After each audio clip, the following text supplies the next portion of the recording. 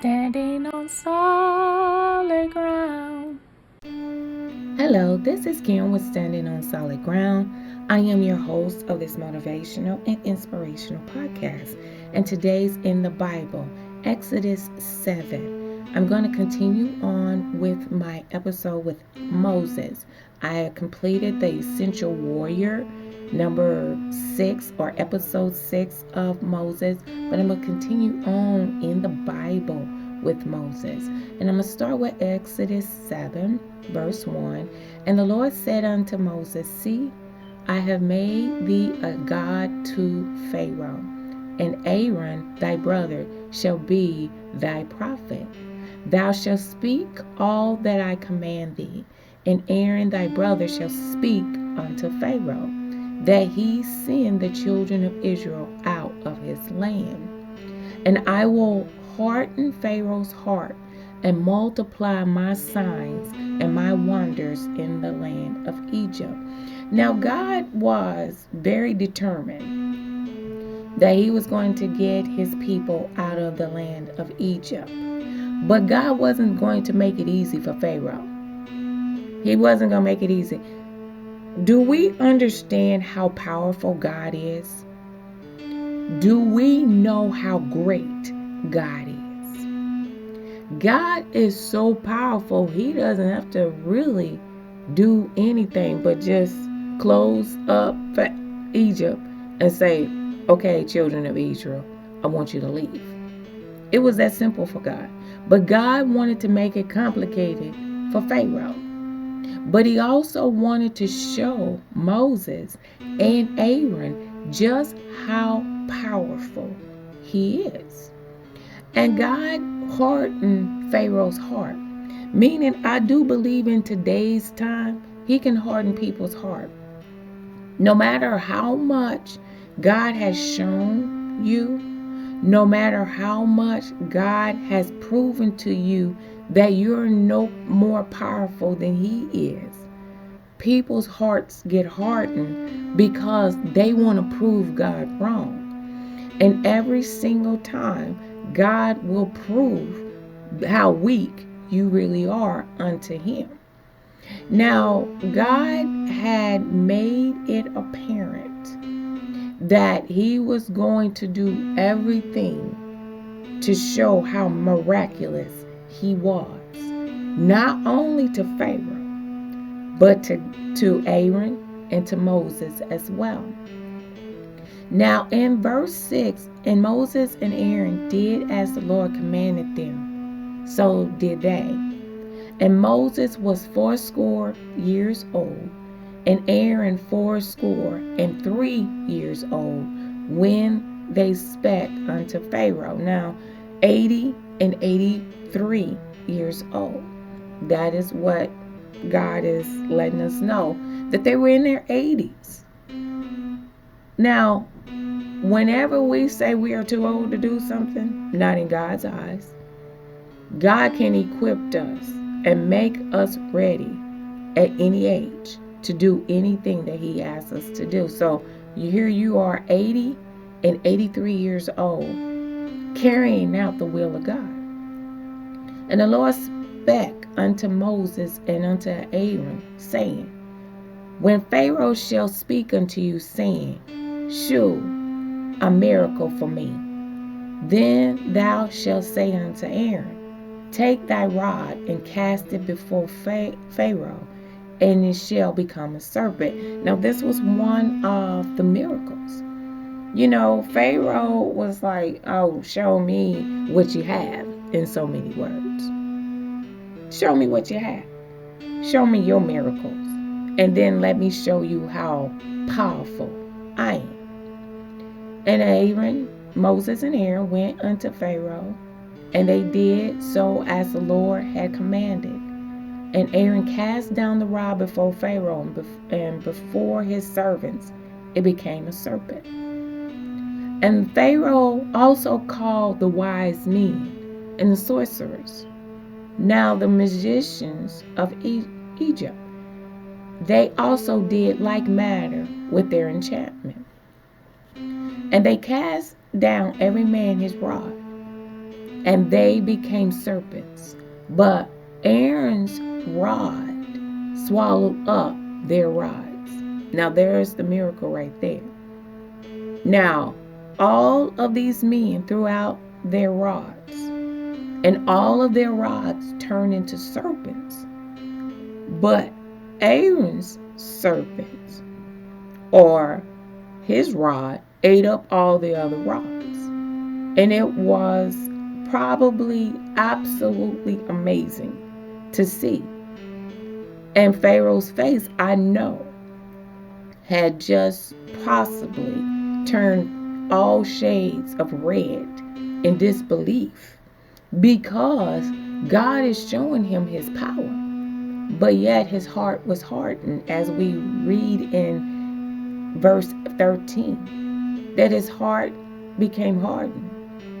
And he didn't listen unto Aaron and Moses, and he refused to let the people go.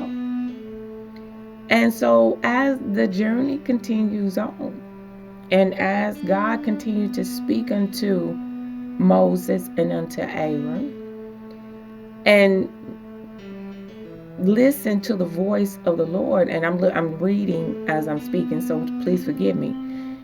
Get thee unto Pharaoh in the morning. Lo, he goeth out unto the water, and thou shalt stand by the river brink against he come. And the rod which was turned to the serpent, or to a serpent, shalt thou take into thy hand. And thou shalt say unto him, the Lord God of the Hebrews hath sent me unto thee, saying, let my people go, that they may serve me in the wilderness. And behold, hitherto thou wilt not hear. And thus, in 17, thus saith the Lord, in this thou shalt know that I am the Lord.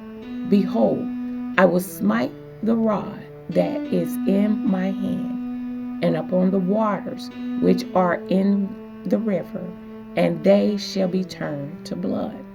Now here we are, a second miracle that God is about to perform before Pharaoh. The fish died, the river stunk, and the Egyptians loathed to drink the water of the river, meaning they couldn't drink that water. It was dangerous. It was poisonous. You had dead fish in it. It was disgusting. But still, after all of that, I mean, the vessels of water, the pools of water, everything, Pharaoh could see it.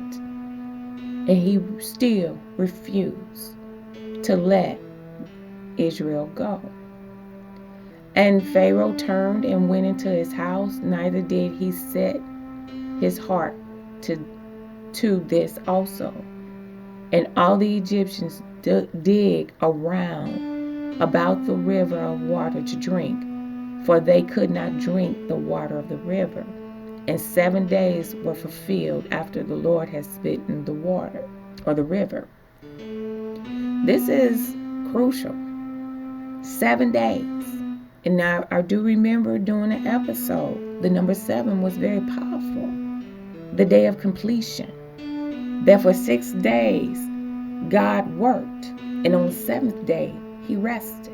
That was his 7th day. Now, in Exodus 8, we continue on. Still, Pharaoh is refusing to let them go. In verse 2 of chapter 8, and the river shall bring forth frogs abundantly, which shall go up and come into thy house, and into thy bedchamber, and upon thy bed, and to the house of the servants, and upon thy people, and in thy ovens, and in thy kneading troughs. Meaning, God was sending these frogs everywhere. He was not going to let Pharaoh think that he won. Nevertheless, he still refused to let the people go. I mean, it was something that even in today's time, if we think about it, if we really take our time and think about it, how many of us tried to prove God wrong? How many times have we said to ourselves, no, that can't be right, God. I believe that you pulling my leg. I know that this person is right for me to marry. I know that this house is meant for me to have. I know that this job is required for me. And God keep telling you no. But you're bound and determined to prove God wrong. And everything goes wrong. Now in this case, God sent plagues. But how many times in our lives have we faced God with something and it just seemed like that no matter which way we turn, it was always an obstacle in our way? That could be the curse. Now, although they saw the plagues, in verse 16 of chapter 8, and the Lord said unto Moses, say unto Aaron, stretch out thy rod, and smite the dust of the land, that it may become lice throughout the land of Egypt. Here we go. Here's another plague. How many times did God raise his rod against us and smoke something in our faces that it did not work? That to the point we had to get to that time and stage in our life where we said, you know what? I give up. I can't defeat God. I cannot defeat God in this manner, because it seemed like every way I turn is always something going wrong. And in this case, okay, there's lice. Still, Pharaoh hardened his heart in verse 19. Then in verse 20, and the Lord said unto Moses, rise up early in the morning, and stand before Pharaoh. Lo, he cometh forth to the water, and say unto him, thus saith the Lord, let my people go, that they may serve me. Else, if thou wilt not let my people go, behold, I will send swarms of flies upon thee, and upon thy servants, and upon thy people, and into thy houses, and the houses of the Egyptians shall be full of swarms of flies, and also ground up whereon they are. Still, he would not let their people go. And God sent this swarm of flies, and still his heart hardened. But God allowed his heart to harden. God hardened his heart really on purpose, because he wanted to prove to Pharaoh just how powerful he was. And flies, as we know, are very disruptive. It interrupts our meals. You know, they're nasty. You don't know where they've been. They could be very contagious, have dangers within them, where you can't eat your food. You don't want fly, and flies are hideous even in today's times, because we just don't want them in our food. And as they continue on in verse 32, and Pharaoh hardened his heart at this time, neither would he let God's people go, or let the people go. So here we are in chapter 9, Exodus 9, and verse 1. And then the Lord said unto Moses, go in unto Pharaoh and tell him, thus saith the Lord God of the Hebrews, let my people go, that they may serve me. For if thou refuse to let them go, and wilt hold them still, behold, the hand of the Lord is upon thy cattle, which is in the field, upon the horses, upon the asses, upon the camels, upon the oxen, upon the sheep. There shall be a very grievous murrain. Now, that is a lot of cattle, because this is what they eat. This is how they fed themselves. And here God is going to just kill them all. He's going to send something through there. And, on the morning the cattle of Egypt died, the cattle of the children of Israel died not one.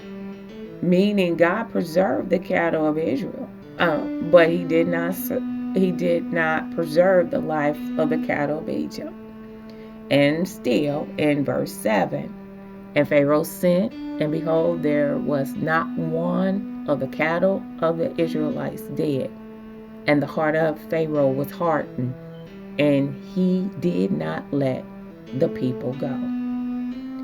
And the Lord said unto Moses and unto Aaron, take to you handfuls of ashes of the furnace, and let Moses sprinkle it toward the heaven in the sight of Pharaoh. And it shall become small dust of all the land of Egypt, and shall be a boil breaking forth with blains upon man and upon beasts throughout all the land. And so they did so, and became a boil breaking forth with blains upon man and upon beasts, upon the people's flesh. Boils. This is excruciating. Pharaoh was so selfish and so bitter that this attacked his own people, and he allowed it. And again, in verse 8, his heart became hardened. And in verse 13 of chapter 9, and the Lord said unto Moses, rise up early in the morning, and stand before Pharaoh, and say unto him, thus saith the Lord God of Hebrews, let my people go, that they may serve me. For I will at this time send all of my plagues upon thy heart, and upon thy servants, and upon thy people, that thou mayest know that there is none like me on all the earth. And for now I will stretch out my hand, that I may smite thee and thy people with pestilence, and thou shalt be cut off from the earth. And lo and behold, here we go.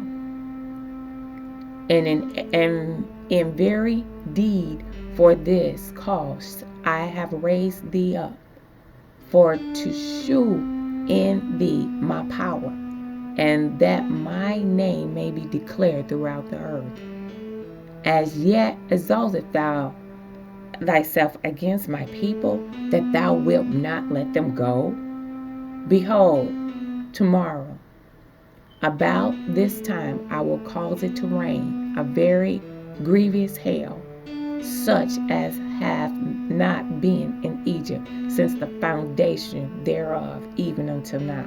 In other words, God had never allowed hail to come unto the land of Egypt from the day that it was created. But that day, He was going to allow it to be. And still, after all of this, Pharaoh was still refusing to let God's people go. In other words, it was like God and Satan going back and forth with one another. And God was showing Satan, I'm going to win regardless to what you try to do. I was not going to allow you to win. And in verse 35, and the heart of Pharaoh was hardened, neither would he let the children of Israel go, as the Lord has spoken by Moses. Now, and we're going to go on to Exodus 10.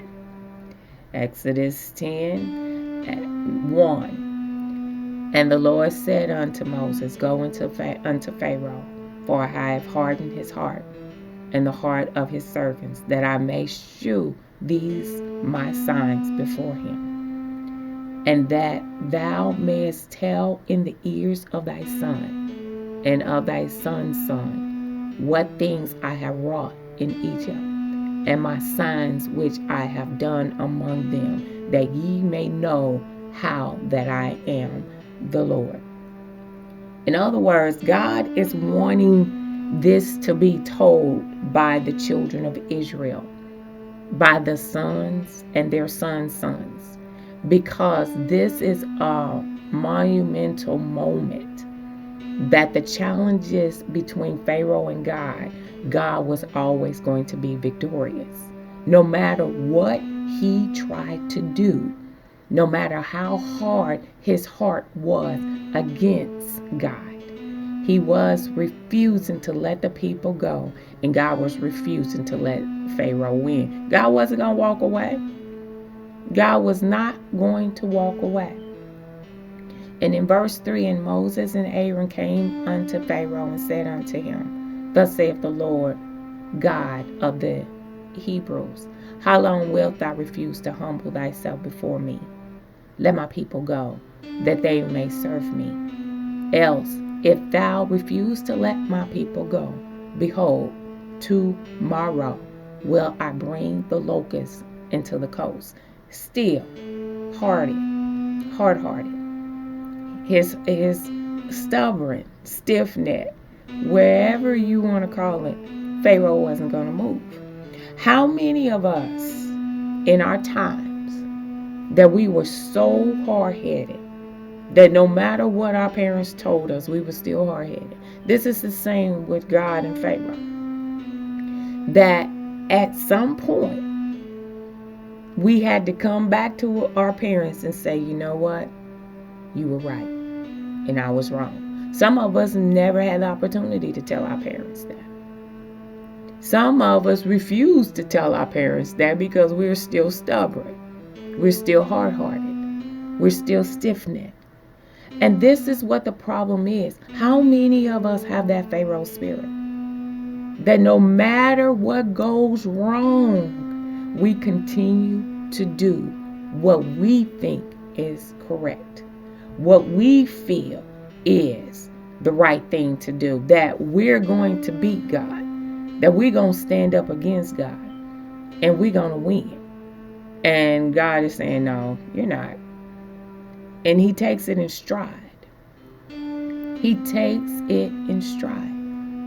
That no matter what we do, or how hard we try, or how hard our hearts are against God, God is not going to back down from us. God ain't scared of us. He created us. He created us. He know our weaknesses. That is the advantage God has against us. God has that power against us. He knows our weakness already. He knows where our weaknesses lie. But he proves his point to let us know that although I created you, I know your weaknesses. I know what will push you to the point of stopping. I'm going to show you my power anyway. I could just wipe you off the face of the earth. I can stomp you like an ant and just be over with. But I ain't going to do that. I'm not going to do that. I'm going to show you my strength.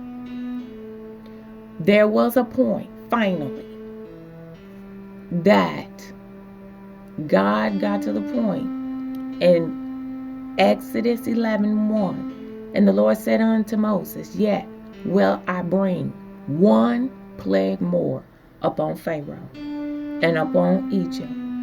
Afterwards, he will let you go hence. When I shall let you go, he shall surely thrust you out hence altogether. In other words, God already knew. I'm going to do this one more plague, and he's going to let you go. He's going to let my people go. Again, as I explained to you, God knows our weaknesses. He created us. It wasn't having fun with Pharaoh. It was proving a point. No matter how hard our hearts get against God, God is not going to let us win against him. He already know how far to push us, even unto death. He already know. But we have to be smart enough to say, okay, Lord, you win. I'll let your people go. To me, I don't think I would want to be that stubborn. When he turned the rod into snakes, and that snake ate up all of the other snakes, I think that might have been my time to say, I think I'm going to lose this battle. I'm just let the people go. But he waits plagues later to let these people go. That it cost him a lot of grievances among his own people. That all the firstborn in the land of Egypt shall die. How selfish are you? That's brutal. Brutal. That you're so determined to win against God, you're hurting your own people, the people that you say you love so much. What grievance? What hardship?